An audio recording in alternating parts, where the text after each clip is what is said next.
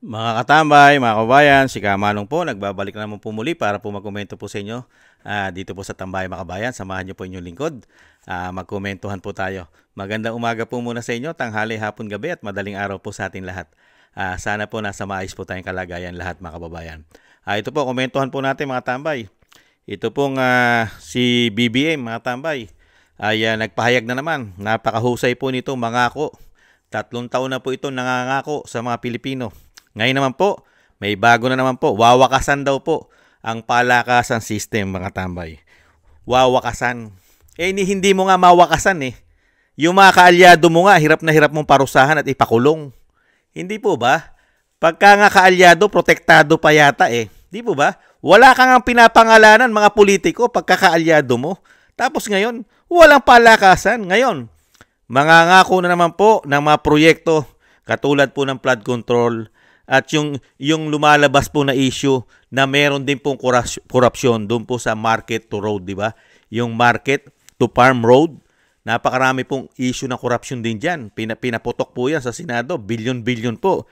Pero ngayon, may pangako na naman kasama ang flood control, mga kabayan. Pakinggan po natin ang napakahusay pong mangako umano. Mag-aapat na taon na. Ang nangyari po sa pangako ay puro po korupsyon ang lumabas umano. Pakinggan po natin ang napakahusay na pangulo sa kasaysayan po nila, mga kababayan. Hindi lang yung kagaya ng dati na palakasan lang, nakikiusap lang, o lagyan ko yung farm to market road dito. Pag medyo kaibigan, pag medyo kapartido, sige, approve. Walang plano. Kung minsan kung saan napupuntang farm to market road, na hindi naman nakakatulong sa ating mga magsasaka. Wala ng palakasan system. Ito ang tiniyak ni Pangulong Ferdinand Marcos Jr. ng kanyang pangunahan kanina ang inaugurasyon ng Union Water Impounding Dam sa Claveria, Cagayan. Ayon sa Pangulo, kinukonsulta ng national government ang mga lokal na pamahalaan sa pagpapatupad ng mga proyekto tulad ng Farm to Market Road projects. Ito ay upang matiyak na mapakikinabangan ng mga magsasaka ang proyekto at walang iiral na palakasan system.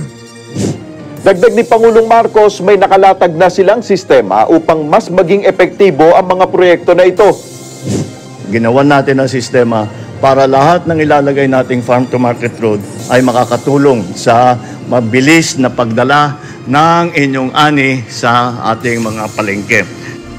Sa pagtatayo ng naturang impounding dam, mapapatunayan anya na kaya ng gobyerno na magtayo ng epektibong flood control project. Ibig sabihin na patunayan natin na maaring gumawa ng magandang flood control na effective. Basta't maayos ang pagpagawa, maayos ang disenyo, maayos ang implementasyon, wala tayong makikitang problema at nakita natin napakabilis. Nasa 1,000 magsasaka ang Dahil 1,000 magsasaka raw po makikinabang. Nangako na naman po na maayos na flood control mga tambay. Mga kabayan, samantala yung mahigit 3 taon na sinasabi niya na proyekto niya at nagkaubos po ang pera ng taong bayan.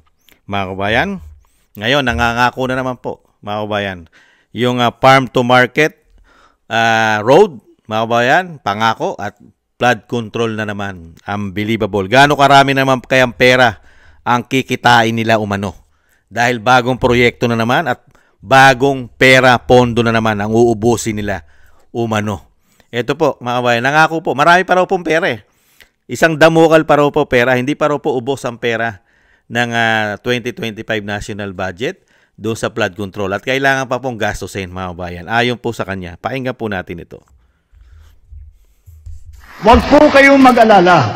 Hindi ibig sabihin matitigil ang flood control project. Dahil po, sa aming pag-aaral, meron pa po yung budget ng flood control project sa 2025 ay 300 plus billion. So, hindi pa naubos yun. So, Hindi pa naubos. Huwag po kayong mag-alala. Hindi ibig sabihin kailangan ubusin pa yon. Hindi ibig sabihin mga tambay, wag tayong mawala ng pag-asa dahil hindi pa ubos ang pondo, mga kabayan. At kailangan pong ubusin at gastusin pa. At kailangan po i-deliver pa yata at ilagay sa mga sako at tinatawag na basura. Ilagay sa sako na tinatawag at ilagay sa maleta at i-deliver, mga kabayan. Ganyan po. Yan po mga tambay, may bagong pangako, mga kabayan. Napakarami po magmula po nung umupo ay napakarami na pong ipinangako sa mahigit 100 milyong Pilipino. Di ba? Yung pinangako nga lang niya, nahahabulin daw po mga smuggler. Hahabulin daw po mga drug lord, mga pulburon lord, hahabulin daw po. Mga kabayan, mga smuggler na nagpapahirap daw po sa mga magsasaka, sa mga farmer. Hindi po ba? Mga smuggler. Hahabulin. Mga kabayan, unbelievable. At yung pinangako na 5,500 na flood control, nawala na po yun. Trilyon po ang pinag-uusapan doon. Trilyon. Daan-daang bilyon. Mga kabayan. Ngayon, mangangako na naman na mas magandang disenyo pa. Mas magandang disenyo pa raw at patitibayin na ang mga proyekto ng flood control po niya. Gaano pong karaming pera na naman ang gugugulin ng taong bayan buwis at uutangin pa nila. Samantalang yung trilyon na mahigit 3 taon proyekto nila, saan po napunta yon? Mga ghost project. May babalik ba yon para gamitin dito sa planong sinasabing mas maganda at mas magaling? May babalik po ba yon? Yung pera ng taong bayan para yun naman ang gastusin sa bagong plano nila? Tanong lang po ni Kamanong, may babalik po ba ng mga hindot? Ito po mga magnanakaw na politiko sa ating bansa. May babalik? Kasama ang mga contractors, DPWH? Sige nga. May babalik mga kababayan? O, kailangan na naman po ng pera ng taong bayan, buwis. At uutang na naman sila. Mga kababayan, nakakalungkot. Parang nawalang parambula ang ating mga buwis at ang mga inutang nila na tayo magsasakripisyo. At napunta lang po yata sa malalaking bolt nila umano. Pero pagdating po sa pananagutin, huwag po tayong mainip. Intay-intay lang po. Huwag kayong mainip. Kaya nga po may bagong slogan yan di ba? Pagka ikaw ay kaalyado, protektadong-protektado ka. Kaya magnakaw ka na magnakaw umano dahil protektado ka. Hindi kaya? Nagtatanong lang si Kamanong. Hindi naman po masama magtanong. Yan po mga kabayan, ang Pangulo ng bansa, mga tambay. Napakarami pong proyekto, pangako sa ating bansa. Napakarami pong gustong gawin, mga kabayan. Mag-4 na taon na po siya. Napakarami niya pong plano na gustong gawin, mga kababayan. At ibabalik na naman po niya ang kanyang legasiyang flood control. Unbelievable, mga kabayan. Kaya dito po, tuwan-tuwa na naman po. Tuwan-tuwa na naman po ang mga kaalyado, mga kabayan. Kasi bubuhos na naman po ng proyekto. Bubuhos na naman po ang pondo, pera. Dahil po marami na naman silang plano sa flood control.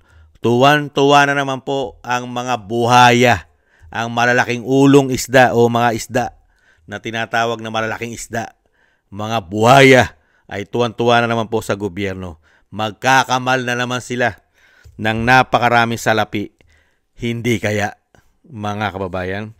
Yan po mga kababayan, ang Pangulo ng bansa, mga kababayan, hindi po marunong mangako at hindi po marunong magnakaw at hindi po marunong magsinungaling at hindi po marunong mambudol at wala po siyang issue ng pulburon at coke at hindi po siya weak, mga tambay, at hindi po siya nagpatapon na walang due process ng Pangulo o dating Pangulo ng bansa. Never po niyang ginawa yan na siya'y magpatapon ng walang due process, mga kababayan. Napakahusay po na Pangulo nitong tao na ito, mga kababayan. Maraming salamat po mga kababayan sa nakagusto po natin Tambay Mga Kabayan sa YouTube at TikTok.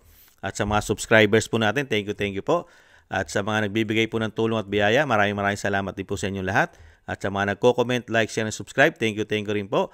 At yung panalangin at dasal po natin, sama po natin ang pamilya Duterte, ang ating Vice President, at ang dating Pangulong Duterte na madugtungan pa po ang kanyang buhay at kalakasan at makabalik na po siya sa lalong mabilis. At siyempre po, ganun din po mga kabayan, magdasal po tayo para sa ating kaligtasan at sa ating buong sambahanan.